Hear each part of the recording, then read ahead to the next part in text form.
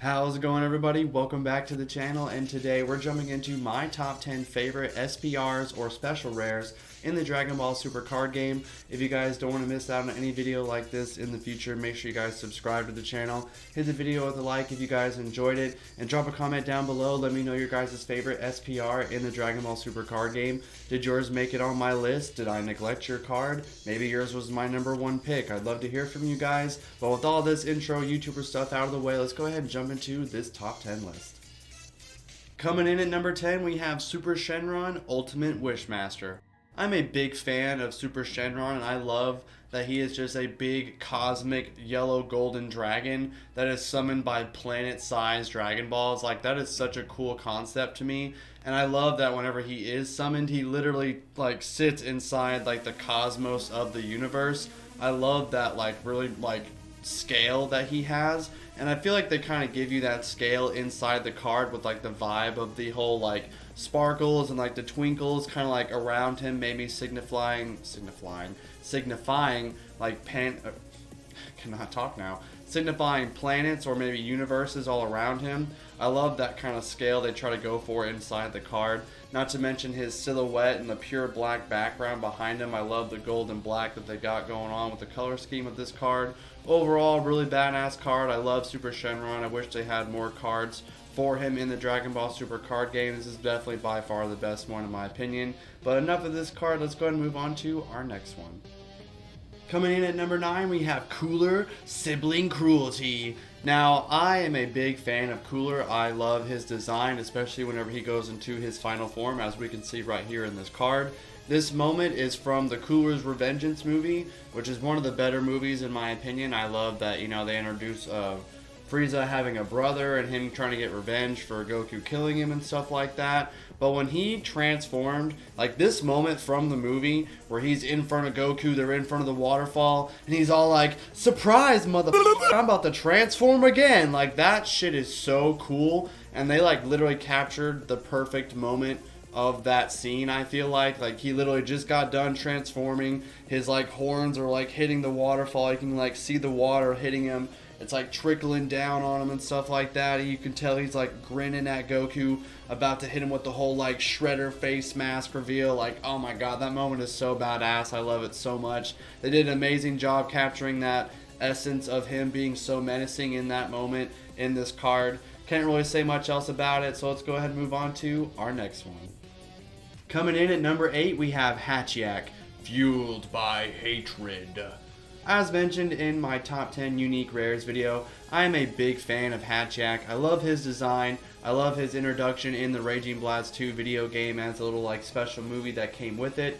Once I've unlocked this character, I fell in love with him. I think he's super dope. His little movie's really cool, him being another Tuffle and stuff like that, because I'm also a big fan of Super Baby 2. So, them both being Tuffles is really cool in my opinion. I love his design, the green and red aesthetic that he has looks really badass. Now, speaking of aesthetic, I love the aesthetic of this card. Having 3 different poses or dramatic stances of Hatchiac is really badass in my opinion. That silver moon almost background that they have, the swirl, I can't really tell what it is exactly, but I think it looks really badass. It makes the Hatchiacs pop really well. And I love the one in the front having the gold stamp blast aura attack in his hand. It looks so cool in my opinion. Love this card. There's definitely there's different iterations of this card, but this is definitely this is the original and one of my favorites. But with all that stuff out of the way for this card, let's go ahead and move on to our next one. Coming in at number 7, we have Tapion, Calamity Challenger. Now, I love Tapion. Tapion is by far one of my favorite characters, and used to be my favorite character. I mean, he still kind of is. It's just whenever people ask me, who's your favorite character?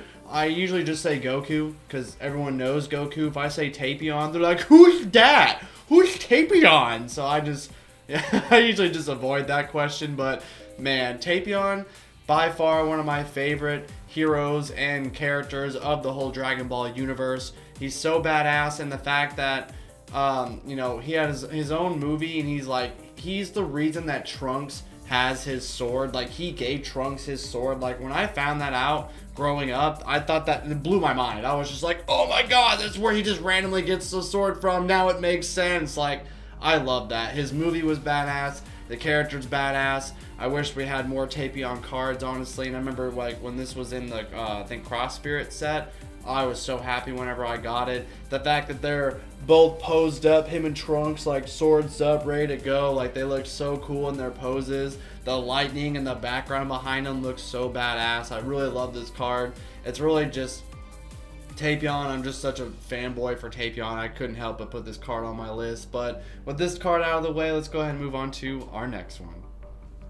Coming in at number 6, we have Decisive Battle, Kaio-Ken Sungoku. I'm a big fan of this card just because I love the whole aesthetic and the story that you get from this one particular card. You can tell from the card itself that the whole background is kind of a big major plot point, I feel like, for this card, because it really gives off like the vibe of like they're in their iconic showdown like battlefield area. And not to mention the gold stamp that's around Kaio-Ken Goku looks really, really nice. It's a nice little touch. But what really finds me, and the real big reason why I like this card so much, is just because you can tell that the gold stamp was used to show off the shockwave of Vegeta just getting absolutely rocked by Goku. Like that.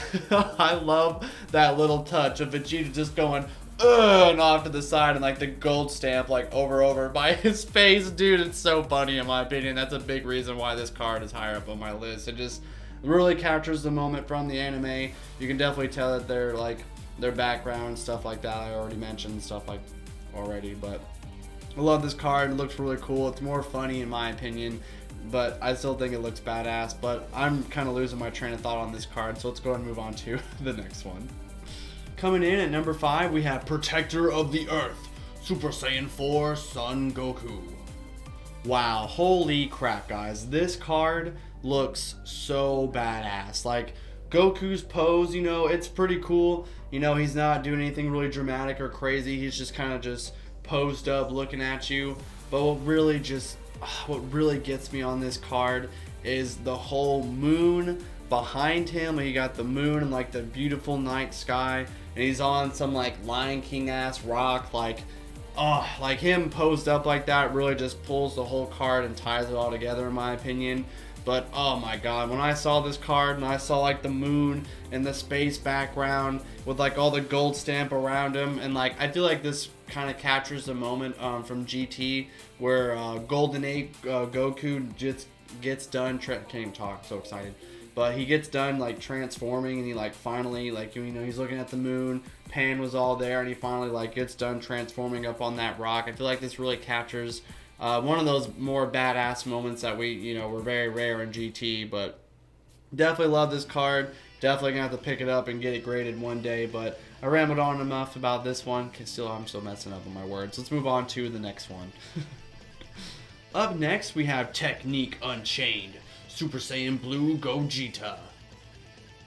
I am honestly a big Gogeta fanboy. I prefer red Gogeta over blue Gogeta, but I couldn't help but throw this card on my list just because I was so impressed whenever I saw it. The gold stamp silhouetting his entire body looks so badass in my opinion. His static pose that he's in looks really cool as well. Plus the blast that is in his hand is being formed by gold stamp and has like the pulses coming off of it. Looks super nice in my opinion. Plus the whole silhouettes of Goku and Vegeta behind him, and they're not like, you know, outlined or gold stamped at all. I think it makes him pop even more, and I think it really brings the whole card together even more in my opinion. I love the whole aesthetic this card has going for it, but I covered everything I really wanted to say, so let's go ahead and move on to our next one. Coming up next, we have Whis Calling to Order. Okay, so honestly, I am just a big fan of this card. I love just how genuine, like happy, like this card like gives off. Like I just like the looks on Beerus and Supreme Kai's face just seems so genuine. It's just super nice and like humbling to like see like deities of like mostly like destruction and stuff like that. to just see them in a light like this. Because if you guys didn't know, like if Beerus dies in any other way, Supreme Kai also dies, and vice versa. So like if Supreme Kai would have died during the Majin Buu arc, we would have never gotten, you know, Battle of Gods, because Beerus would have been dead. But, you know, anyway, I just, you know, seeing them like that, like knowing that kind of knowledge and like seeing them just like, just be happy and just, I don't know. I just think it's a really nice, sweet card. I just love it so much. I was so excited whenever I pulled my first copy in my Realm of the Gods openings. It was super fun, you know, but I know they're not doing anything crazy or badass or anything like drastic or anything like that. I just love the card. I just think it's super genuine. I just love seeing like gods in a different light like this, because, you know, I'm pretty sure there's no other cards where you'll see Beerus or Supreme Kai of Time, or not Supreme Kai of Time, just Supreme Kai, you know, just smiling like that. I just think it's super cool and genuine and humbling.